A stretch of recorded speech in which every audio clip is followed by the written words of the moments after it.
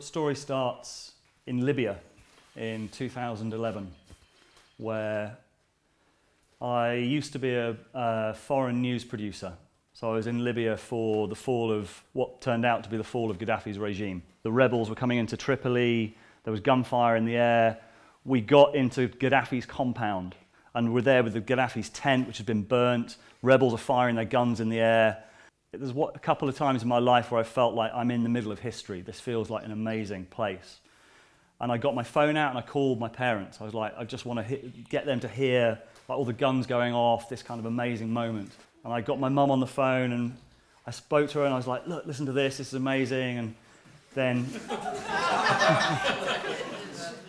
literally surrounded by kind of, this incredible moment. And she started crying and I was like, what's the matter? And she said, I'm at the hospital. Your dad's just been diagnosed with cancer. We don't know too much, but we know it's bad. And he was 63 years old. He was fit. They'd literally just been on a cycling holiday the week before when he felt ill and had gone in. And we knew it was stomach cancer. We knew that the prognosis for stomach cancer wasn't very good. And I then broke down in tears as well and got home as quickly as I could. And I should fill you in a little bit of the backstory while I'm in the air flying from Libya back to the UK. I never got on well with my father. We always fought. And throughout one of the primal memories that I'm sure I've shared with a few of you today is that I remember the thing that I realized later when I did a lot of men's work that annoyed me. I knew I fought with him. I didn't really know why until it was later on I contextualized it and I understood it. And it was because he was a sort of 70s, 80s new man. He really wanted to be different from the father figures of his past. Really wanted to be someone different, which is why I felt it was so tragic that when we used to play football, he'd be like, why do you have to have a goal? Why can't you just pass it to each other? Like this kind of, and I never realized at the time, but it was like this denial of the male competition, the male drive, the male kind of like that feeling. And I remember fighting with him, to the point where he grabbed me by my throat and held me up against a wall once. And I can remember the feeling of euphoria in me when he did that. Because it was like, yes. And I never contextualized it until later, but that was what I was doing. I was looking for a boundary. I was looking for that point. I was looking for that place in him. And I found it. And I know from my mum later that it really traumatized him. Like he really struggled with that. The fact that I pushed into that, the fact that he realized he had that in him. And he really struggled with it for a long time afterwards. And it was only sort of through men's work later on that I realized that really owning that part in myself was a really essential thing to do. That dark side, that killer, that kind of, that part that we all have, that inner totalitarian, that inner kind of dominator. That's when I realized later I felt safe, and that's why I felt safe when I saw that part of him. So a bit of context. So now I've landed in London and going to Southampton, and I arrive at the hospital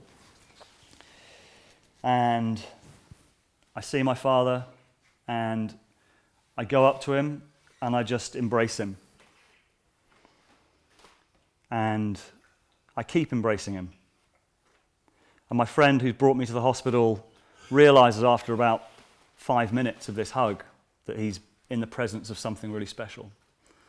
And he takes a picture of it, which is now on my wall at home, like this amazing picture. And I've had lots of people reflect that there's something, like lots of people have said how powerful that picture is, because there's something about the way I'm holding him and the way he's collapsing into me that feels like a kind of transferal of, there's something shifts at this moment. And then after that, I realized, I thought, he's going to be gone he was given 3 months to live, basically, after that. He went back into the hospital, they did tests, he said, you've got 3 months to live. And so I sent him a letter saying, look, I've done all of this inner work, I've done all of this men's work, and I've got all of these amazing reflections from people, and people talk about my authenticity and my integrity and my honesty and all these things. I've realized that they're qualities I got from you. And I've never admitted that to you. I've always fought with you, but I've never realized that they're your qualities.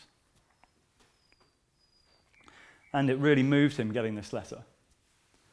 And after I said, I then thought, well, why the fuck doesn't everyone do this? Why doesn't everyone? He's got 3 months to live.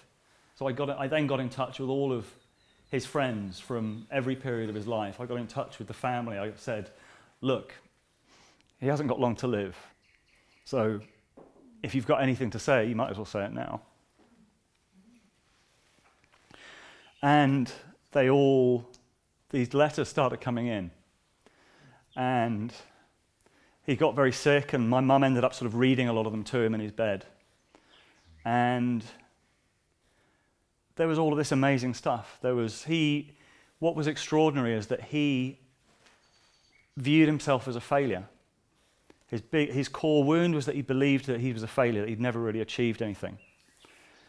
And all of this stuff started coming back. He was an arts officer for the council, and we got stuff back saying, the Theatre Royal in Winchester wouldn't exist if it wasn't for you. The Southampton Film Festival would never have happened if it wasn't for you. You started the street parties in the road. A generation of children grew up knowing what community was because of you. And all of this amazing feedback. And somehow, the last 3 months of his life shifted this image that he'd had of himself. This feeling of being a failure. And it was an incredible gift that was catalyzed just by that moment, I think, in the hospital.